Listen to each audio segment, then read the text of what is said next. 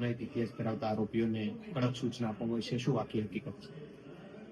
આજે રાજકોટ શહેર પોલીસ દ્વારા જેના ઉપર પાસ્ટમાં પાસા થયેલી છે અને જે હેબિચ્યુઅલ ઓફેન્ડર્સ છે એવા આરોપીઓને આઈડેન્ટિફાઈ કરીને એમની એક મીટિંગ રાખવામાં આવી હતી અને એમની ઓળખ પરેડ કરવામાં આવી હતી. તમામ જે ક્રાઇમ બ્રાન્ચના અને પોલીસ સ્ટેશનના માણસો છે જે જાણીતા ગુનેગારો અને વારંવાર ગુના કરવાની ટેવ ધરાવતા માણસોને ઓળખે, એમની શકલ પહેચાને, એના માટે એમને ક્રાઇમ બ્રાન્ચમાં બોલાવવામાં આવ્યા હતા અને એમને કડક સૂચના આપવામાં આવી હતી કે ઇન ફ્યુચર જે કોઈ ફરીથી ગુનાહિત પ્રવૃત્તિમાં ઇન્વોલ્વ થશે તો એમના ઉપર પાસા, ગુસ્સી ટોક જેવી કડક કાયદાઓ હેઠળ કાર્યવાહી થશે અને એમને કડક રીતે સૂચના આપવામાં આવી છે કે એ ક્રાઇમની દુનિયાથી બહાર જઈને બીજા પોતાની આજીવિકાના સાધનો ગોતે અને ફરીથી ક્રાઇમમાં ઇન્વોલ્વ ના થાય. ટોટલ 120 ના અરાઉન્ડ આરોપીઓની આજે ઓળખ પરેડ રાખવામાં આવી હતી.